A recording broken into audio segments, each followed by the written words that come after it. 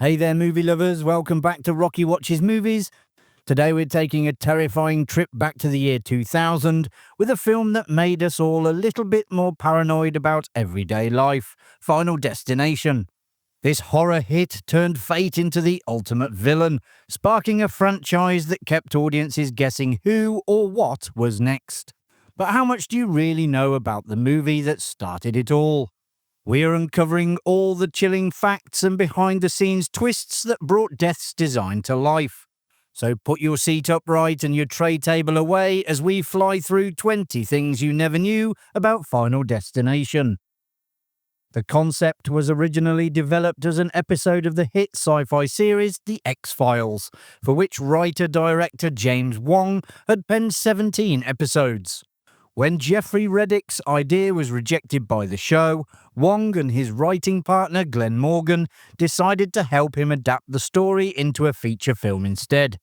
The film's premise was partly inspired by the 1984 movie Sole Survivor, in which the only survivor of a plane crash is haunted by those who perished in the accident.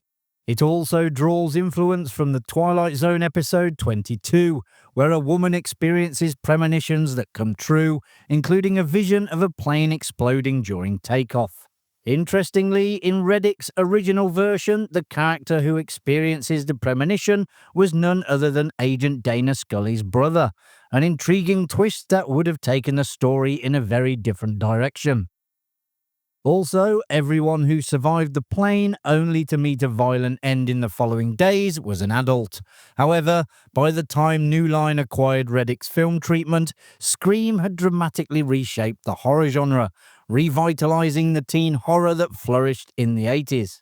As a result, most of the cast were transformed into teenagers.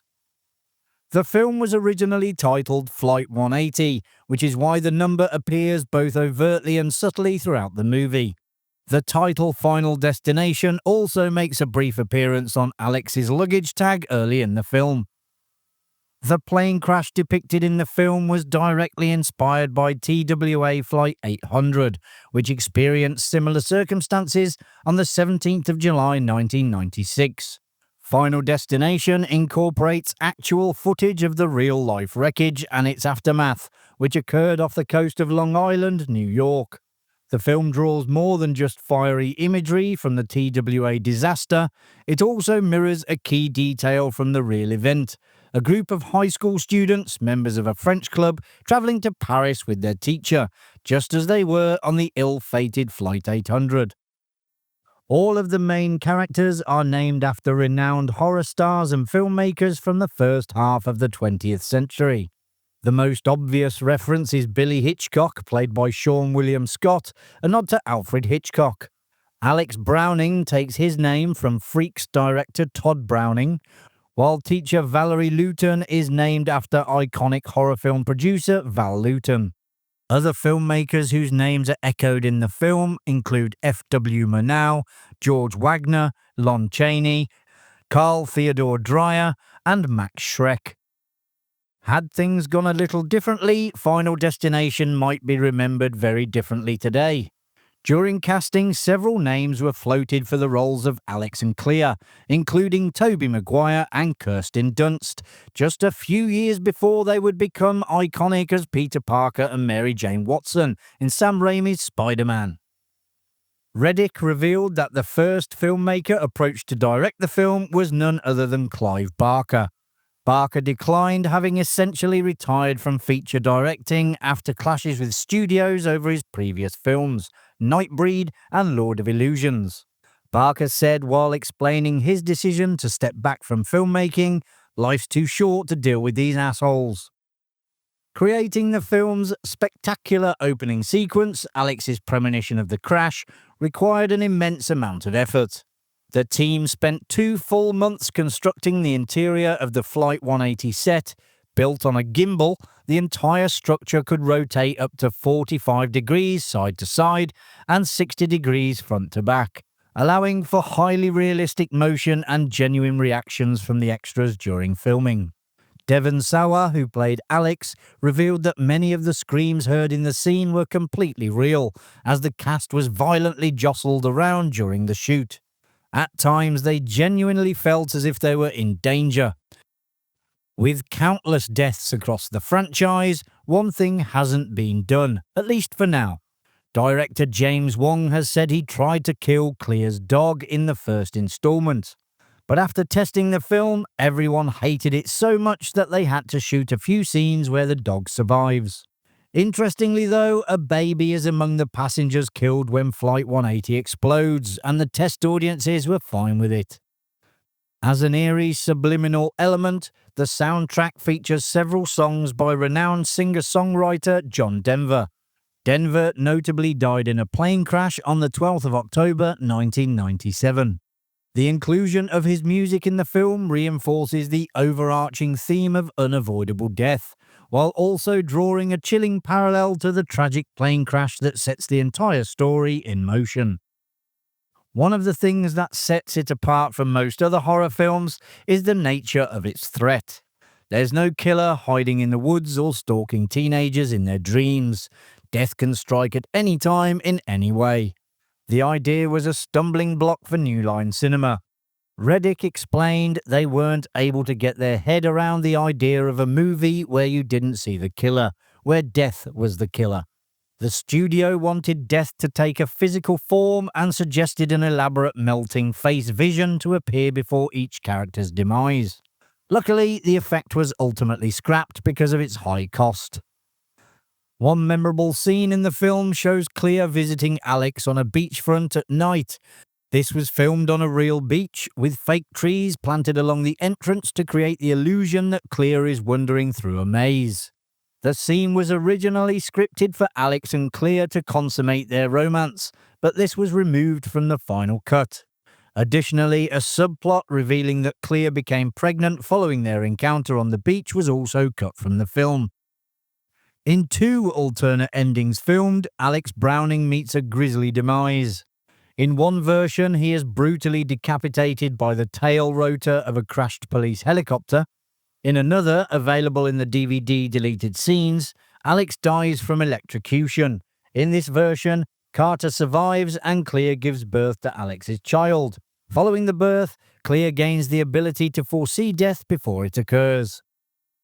Carter parks his car on a set of train tracks in a desperate bid to outrun death's relentless pursuit.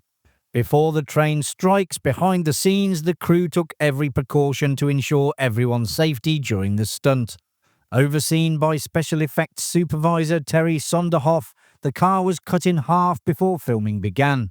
Sonderhoff and his team painstakingly removed any loose sheet metal to prevent debris from flying off during the crash and injuring anyone nearby.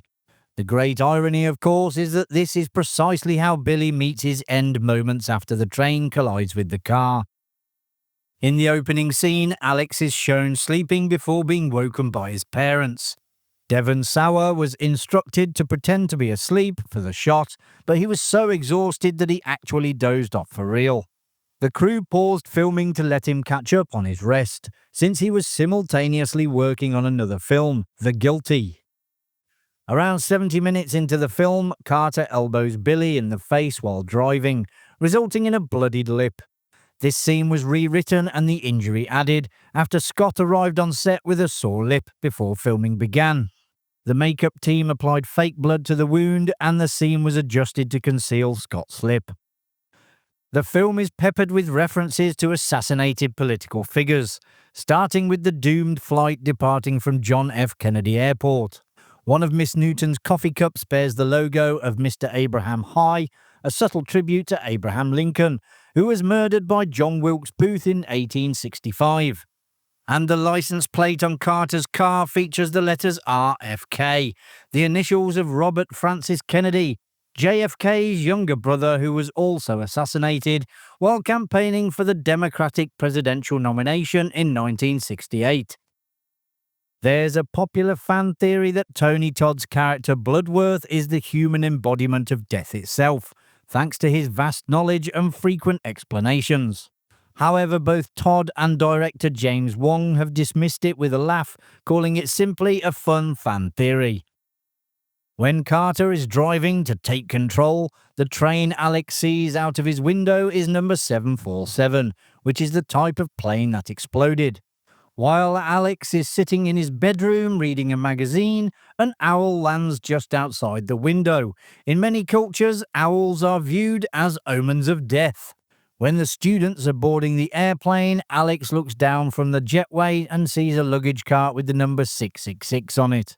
And in the last scene at the cafe, the sign that breaks free from its holding bracket spells 180 in reverse.